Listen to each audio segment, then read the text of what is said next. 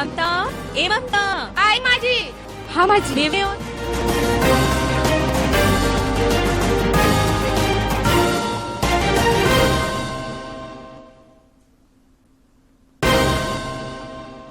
बिहार के पूर्व मुख्यमंत्री कर्पूरी ठाकुर मरणोपरांत भारत रत्न से किया जाएगा अलंकृत. प्रधानमंत्री ने कहा, यह समानता तथा सशक्तिकरण के अग्रदूतों के प्रयासों का सम्मान. मुख्यमंत्री हेमंत सोरेन आज अजीम प्रेमजी विश्वविद्यालय मेडिकल कॉलेज और स्कूल का करेंगे शुभारंभ. एटी के ठाकुर गांव में होगा निर्माण. झारखंड कैबिनेट की महत्वपूर्ण बैठक आज. मुख्यमंत्री हेमंत सोरेन की अध्यक्षता में कई महत्वपूर्ण प्रस्तावों को मिलेगी स्वीकृति.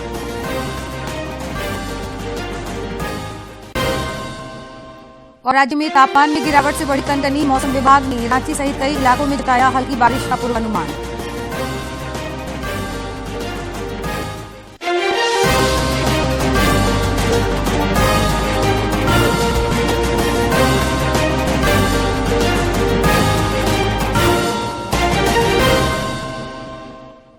नमस्कार, खबरें झारखंड में आपका स्वागत है. मैं हूं जयलक्ष्मी और अब समाचार विस्तार से. बिहार के पूर्व मुख्यमंत्री कर्पूरी ठाकुर मरणोपरांत के बाद भारत रत्न से उन्हें सम्मानित किया जाएगा. राष्ट्रपति भवन में एक विज्ञप्ति में यह जानकारी दी गई. कर्पूरी ठाकुर की आज 100वीं जयंती है. कर्पूरी ठाकुर एक जाने माने समाजवादी नेता थे. कर्पूरी ठाकुर की आज 100वीं जयंती है. कर्पूरी ठाकुर एक जाने माने समाजवादी नेता थे. कर्पूरी ठाकुर की लोकप्रियता के कारण उन्हें जननायक कहा जाता है. सामाजिक न्याय, समता और समानता को लेकर उनके योगदान को याद किया जाता रहा है. कर्पूरी ठाकुर 22 दिसंबर 1970 से 2 जून 1971 और 24 जून 1977 से 21 अप्रैल 1989 के दौरान 2 बार बिहार के मुख्यमंत्री रहे. कर्पूरी ठाकुर का जन्म 24 जनवरी 1924 को समस्तीपुर के पितौंझिया, जो कि अब कर्पूरी ग्राम है, उसमें हुआ था. मैट्रिक पास करने के बाद स्वतंत्रता आंदोलन में कूद पड़े और उसके बाद इन्होंने समाजवाद का रास्ता चुना. 1942 में गांधी के असहयोग आंदोलन में हिस्सा लिया. इसी के चलते उन्हें जेल भी जाना पड़ा. 1952 की पहली विधानसभा में चुनाव जीतने के बाद वे बिहार विधानसभा का चुनाव कभी नहीं हारे. 1967 में पहली बार प्रधानमंत्री नरेंद्र मोदी ने सामाजिक न्याय के प्रतीक महान जननायक कर्पूरी ठाकुर को भारत रत्न से सम्मानित करने के सरकार के फैसले पर प्रसन्नता व्यक्त की है. श्री मोदी ने कहा कि पिछड़े लोगों के जननायक और समानता तथा सशक्तिकरण के अग्रदूत कर्पूरी ठाकुर के प्रयासों का सम्मान है. उन्होंने कहा कि वंचितों के उत्थान के लिए उनकी अटूट प्रतिबद्धता और दूरदर्शी नेतृत्व ने भारत के सामाजिक राजनीतिक मूल्यों का उत्सव मानना है. पार करते हुए उन्होंने कई उपलब्धियों को हासिल किया और जीवन भर समाज के उत्थान के लिए काम करते रहे. पीएम मोदी ने आगे लिखा है कि जननायक कर्पूरी ठाकुर जी का पूरा जीवन सादगी और सामाजिक न्याय के लिए समर्पित रहा.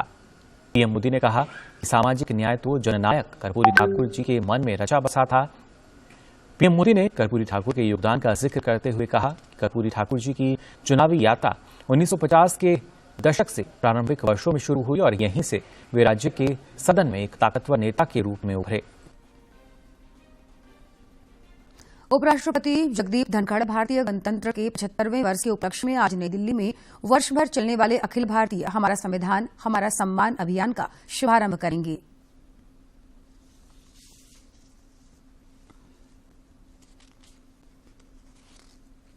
अवसर मिलेगा और ये उन्हें देश की लोकतांत्रिक यात्रा में सार्थक रूप से योगदान करने में सशक्त बनाएगा. कार्यक्रम के दौरान न्याय सेतु का शुभारंभ किया जाएगा, जो एक महत्वपूर्ण और परिवर्तनकारी पहल है, जिसका उद्देश्य आखिरी सिरे तक कानूनी सेवाओं की पहुंच को बढ़ाना और विस्तारित करना है. इस कार्यक्रम के दौरान न्याय तक पहुंच पर योजना उपलब्धि पुस्तिका नवोन्मेषी समाधान से युक्त दिशा का भी विमोचन किया जाएगा.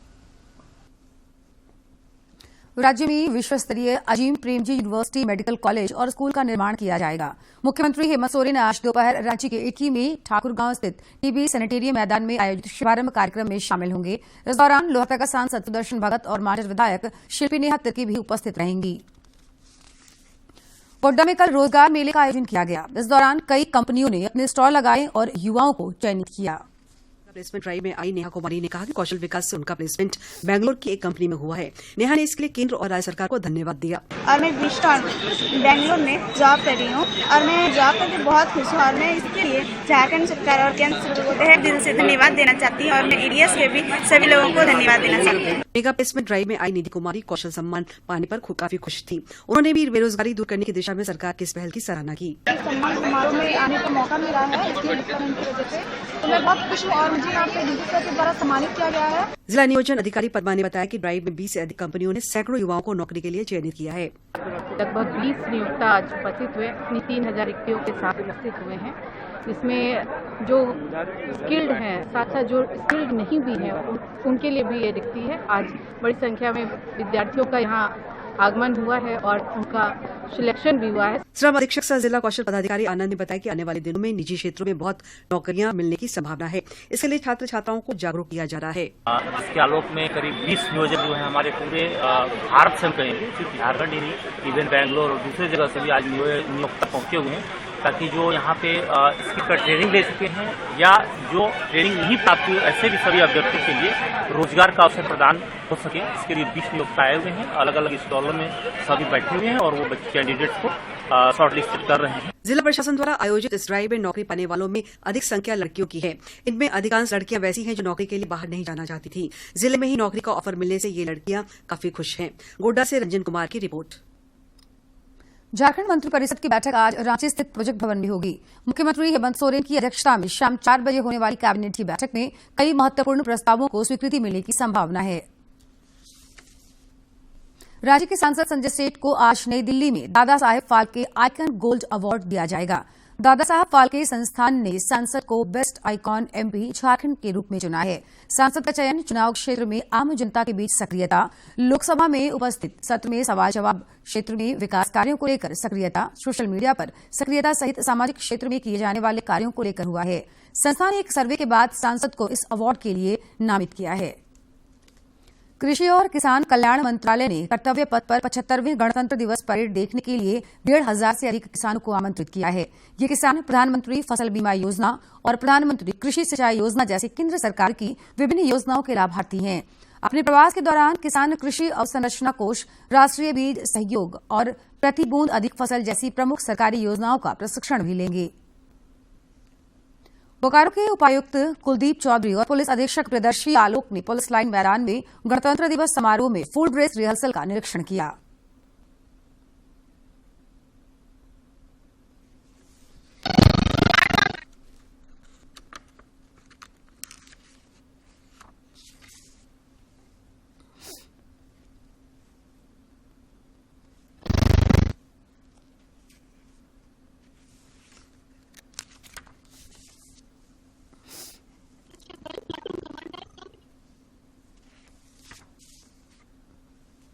प्रधानमंत्री नरेंद्र मोदी के परीक्षा पे चर्चा कार्यक्रम की 7वीं कड़ी इस महीने की 29 तारीख को आयोजित होगी।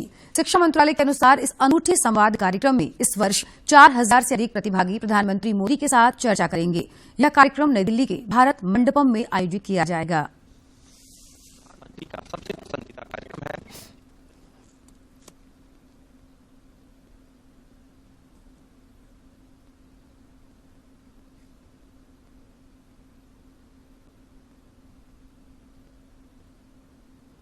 अभिभावकों और शिक्षकों के साथ भी संवाद करेंगे ताकि छात्रों को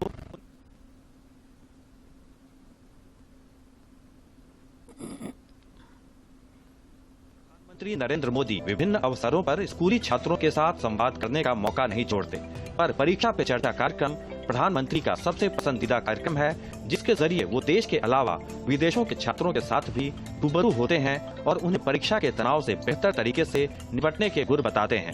परीक्षा पे चर्चा के 7वें संस्करण में आगामी 29 जनवरी को प्रधानमंत्री छात्रों के अलावा अभिभावकों और शिक्षकों के साथ भी संवाद करेंगे ताकि छात्रों को उनकी सभी आकांक्षाओं और लक्ष्यों को पूरा करने में सक्षम बनाया जा सके। इस कार्यक्रम में शामिल होने के लिए गत 11 दिसंबर को माईगॉव पोर्टल पर परीक्षा पे चर्चा प्रतियोगिता 2024 की शुरुआत की गई। परीक्षा पे चर्चा को लेकर छात्रों के उत्साह का अंदाजा इसी बात से लगाया जा सकता है कि इस बार रिकॉर्ड 2 करोड़ 5 लाख से अधिक छात्रों ने कार्यक्रम में शामिल होने के लिए माईगॉव पोर्टल पर पंजीकरण कराया है।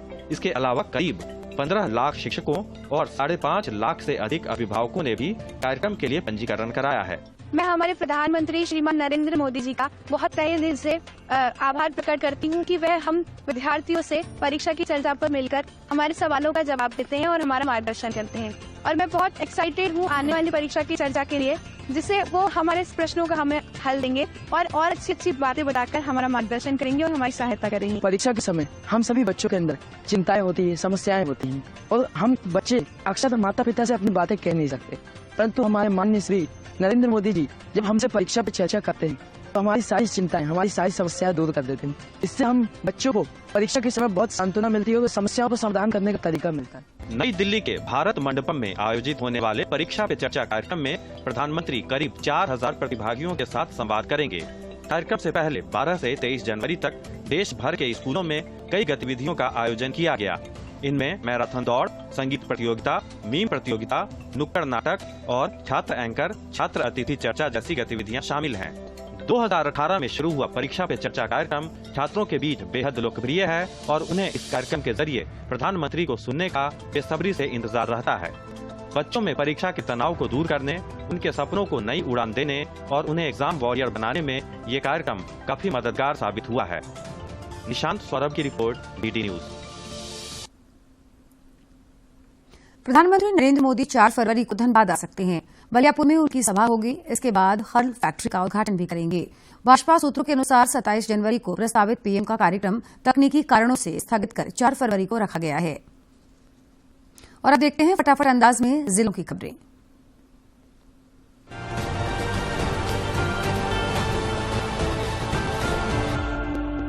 राज्य सरकार ने 15 प्रखंड विकास पदाधिकारियों का तबादला किया है, जबकि 3 पदाधिकारियों का सेवा वापस किया गया है। कुल 18 पदाधिकारियों को इधर से उधर किया गया है। इस संबंध में ग्रामीण विकास विभाग ने अधिसूचना जारी की है। राहुल गांधी के नेतृत्व में चलाए जा रहे भारत जोड़ो न्याय यात्रा को झारखंड में व्यापक रूप से सफल बनाने के लिए कांग्रेस नेताओं की एक महत्वपूर्ण बैठक कांग्रेस भवन में हुई। प्रदेश अध्यक्ष राजेश ठाकुर की अध्यक्षता में कार्यक्रम की सफलता के लिए आम कांग्रेस जनों की भागीदारी, आपसी सामंजस्य पर अत्यधिक जोर दिया गया। जुमरी तिलैया ब्लॉक मैदान में 2 दिवसीय पुस्तक मेला शुरू हुआ। केंद्रीय शिक्षा राज्य मंत्री अन्नपूर्णा देवी, विधायक डॉक्टर नीरा यादव ने संयुक्त रूप से पुस्तक मेले का उद्घाटन किया। साथ ही ज्ञान कुंभ किताब का विमोचन भी हुआ। केंद्रीय मंत्री अन्नपूर्णा देवी ने कहा कि कोडरमा जिले में पहली बार पुस्तक मेले का आयोजन किया गया है। गणतंत्र दिवस परेड में शामिल होने के लिए प्रधानमंत्री आवास योजना के 21 लाभार्थी कल रांची से दिल्ली के लिए रवाना हुए। इस दौरान हुडको के क्षेत्रीय प्रमुख विश्वजीत सोई ने लाभुकों को सम्मानित किया और रांची से रवाना किया। रांची के बरियातू स्थित इंद्रप्रस्थ कॉलोनी जोड़ा तालाब के श्री महावीर मंदिर सामुदायिक भवन के दूसरे तल्ले का शिलान्यास कांके विधायक समरी लाल ने किया। विधायक ने कहा कि सामुदायिक भवन के दूसरा तल बन जाने पर यहां के लोगों को शादी और अन्य कार्यक्रम करने के लिए कहीं और नहीं जाना पड़ेगा। पलामू के उपायुक्त और पुलिस अधीक्षक ने गणतंत्र दिवस पर होने वाले परेड का निरीक्षण किया। डाल्टनगंज में गणतंत्र दिवस मुख्य समारोह को लेकर उन्होंने परेड के अंतिम पूर्वाभ्यास का निरीक्षण किया। आज गुड्डा वासियों के लिए पटना जाने के लिए एक नई ट्रेन की सौगात केंद्र सरकार द्वारा दी जा रही है। यह ट्रेन आज दुमका रेलवे स्टेशन से 1:30 बजे खुलेगी और गोड्डा जिले के यात्री इसे हंसडीहा या बाराहाट स्टेशन पर पकड़ सकते हैं। गढ़वा के उपायुक्त एवं पुलिस अधीक्षक ने गोविंद +2 हाई स्कूल मैदान में परेड पूर्वाभ्यास का निरीक्षण किया। इस दौरान उन्होंने अधिकारियों को गणतंत्र दिवस के आयोजन की तैयारियों को लेकर कई दिशा निर्देश दिए। धनबाद में गणतंत्र दिवस समारोह की तैयारी की जा रही है। उप विकास आयुक्त ने अधिकारियों के साथ मुख्य समारोह स्थल गोल्फ ग्राउंड की तैयारियों का जायजा लिया। इस दौरान संध्या में सांस्कृतिक कार्यक्रम, मुख्य समारोह, झांकी, परेड की तैयारी पर चर्चा की गई।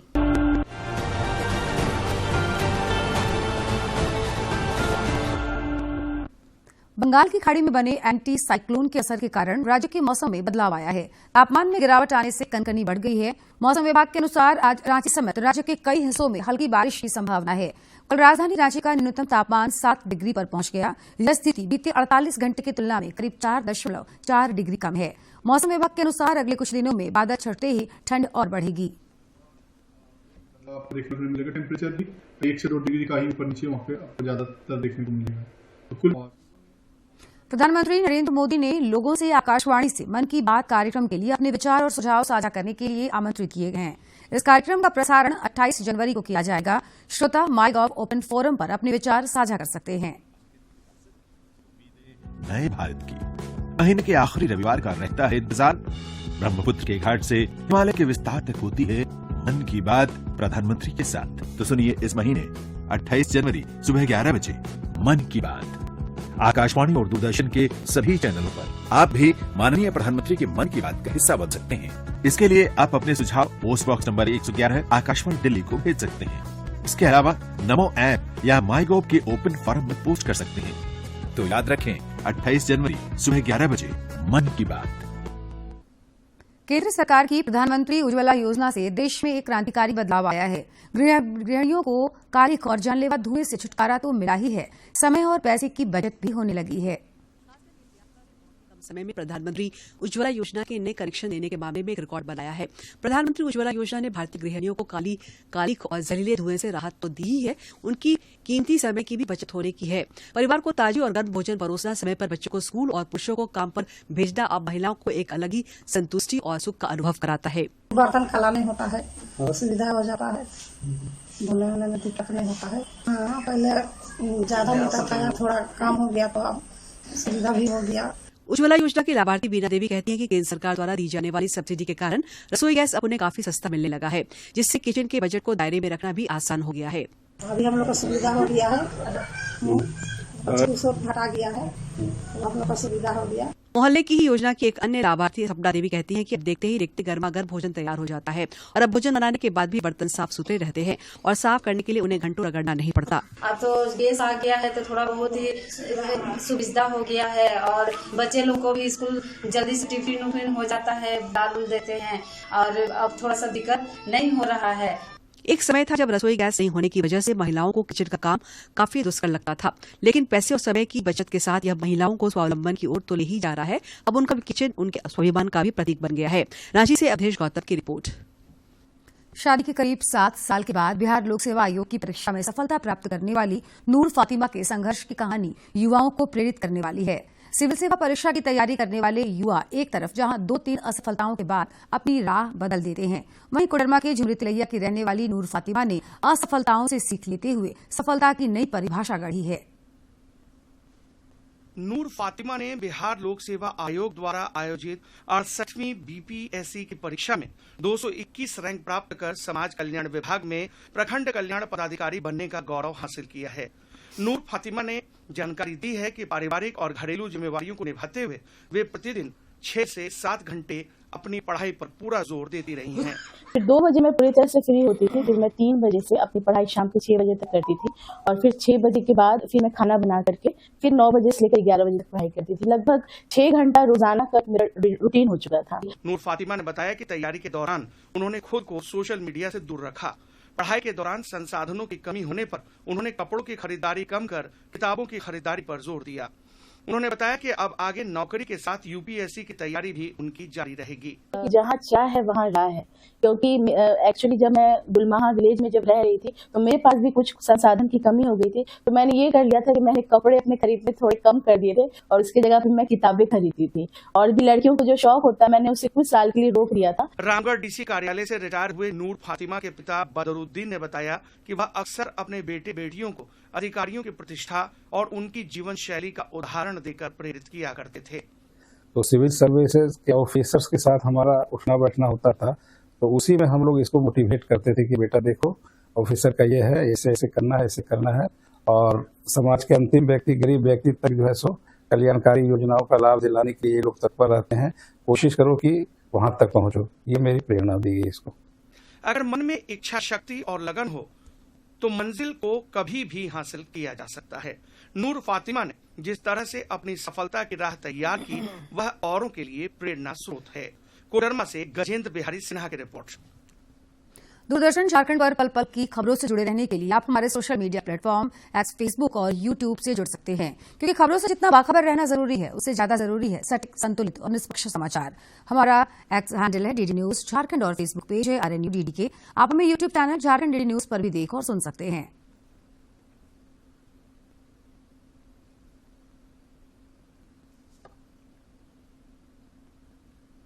और खबरों के अंत में एक नजर मुख्य समाचार पर।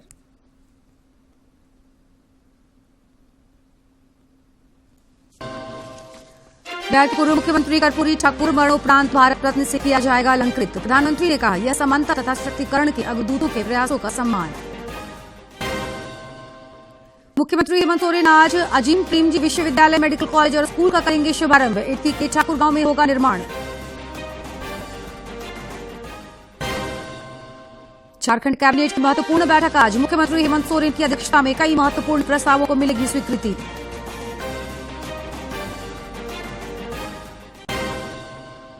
और राज्य में तापमान में गिरावट से बढ़ी कनकनी, मौसम विभाग ने रांची सहित कई इलाकों में जताया हल्की बारिश का पूर्वानुमान।